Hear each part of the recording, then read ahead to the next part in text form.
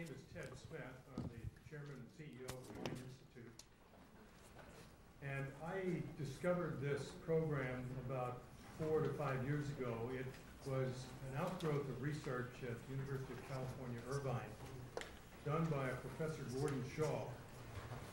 He did simulations of the brain, studied cognitive processes, began to see the possibility of using what's called spatial temporal reasoning to apply to math learning processes.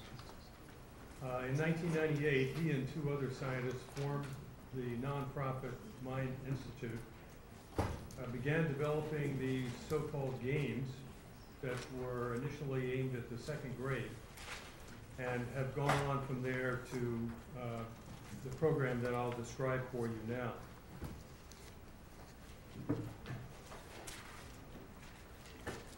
These are, as I say, research-based video games coupled with music training, which is an important part of the process of exercising the part of the brain spatial temporal reasoning is accomplished in.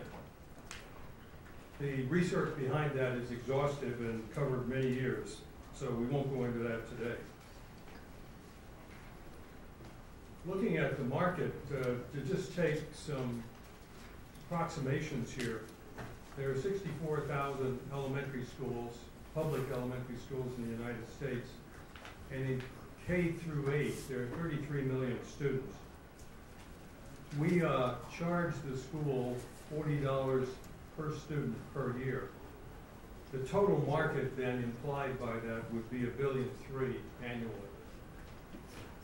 We have no aspirations to be $1.3 billion.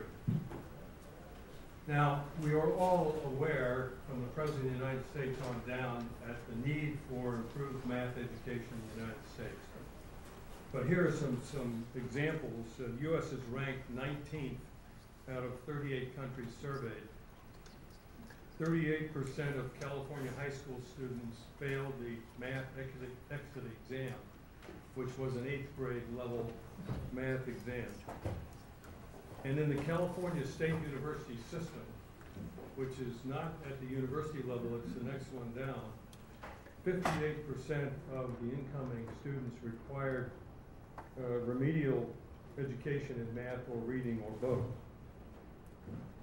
In the No Child Left Behind program, by 2014, some years out, 100% of the students are expected to be, quote, proficient in math.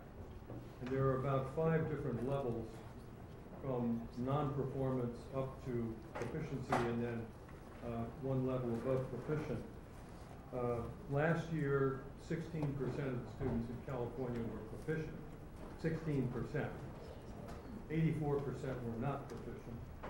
And this year the requirement is that 26% be proficient, and this is, of course, climbing each year between now and 2014. This is really a new learning paradigm, and the heads of education in a lot of the organizations that we deal with, the educational organizations, really feel a new paradigm is necessary. We can't work harder to have these kids learn math. We have to take a new approach.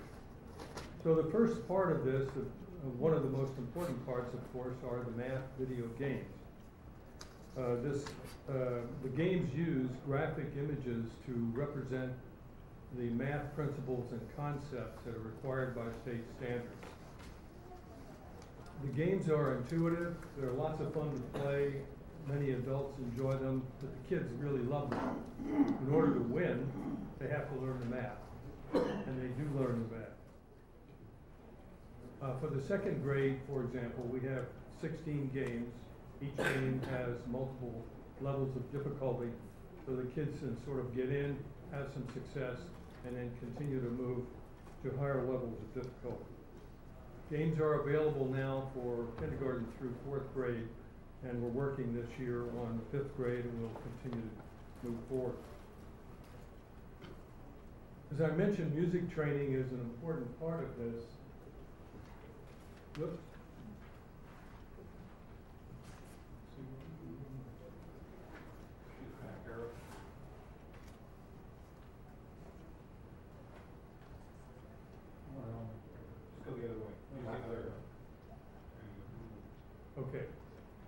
Uh, Music training is an important part of this.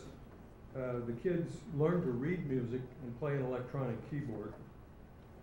We provide a special music curriculum so that the kinds of things and exercises that they are involved in every day actually are designed to exercise more actively spatial temporal part of the brain.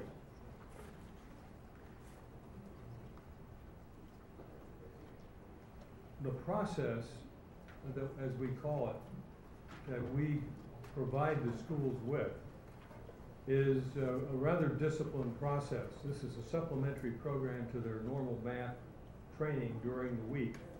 But 2 days a week for 45 minutes, the kids play these video games, these computer games, and 2 days a week for 45 minutes, they're in the music class learning to read music and to play an electronic keyboard.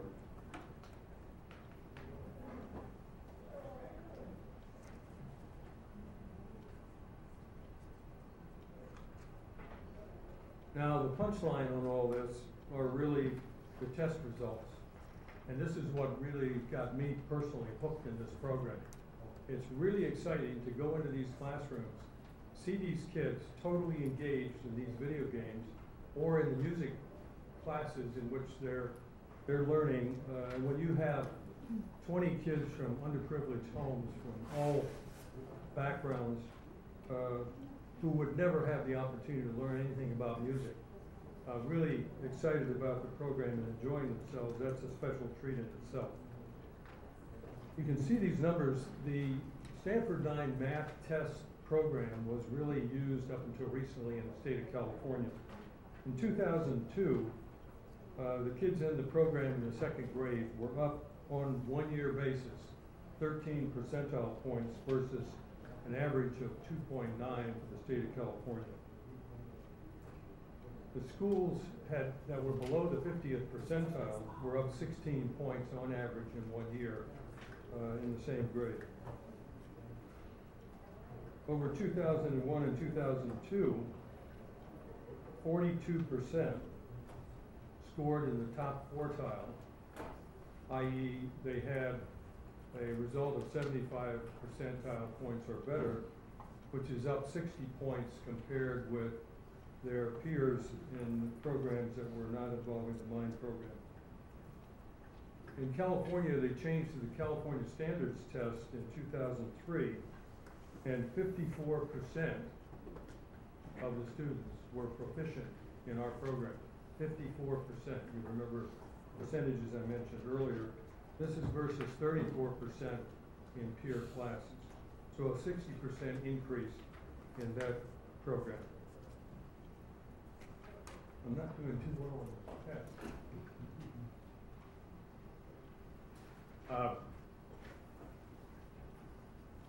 As I mentioned earlier, this is really a new paradigm in schools. The educators have embraced it aggressively and with great enthusiasm. One element of it that is especially valuable is that all of the computers are connected to the internet. Every keystroke that a child makes on the computer is pumped over the internet back to computers at the MIND Institute, goes into a large database. The data, particularly the data associated with the score that they've made on a test. Let's say they're in the second grade, they're on one game, they play this game multiple times. They may play the game 10, 15, even 20 times and attain a score each time they play. That score is recorded in our database and you get a learning curve. And you can do some really interesting research watching how these kids are learning or not learning and the differences between the learning processes.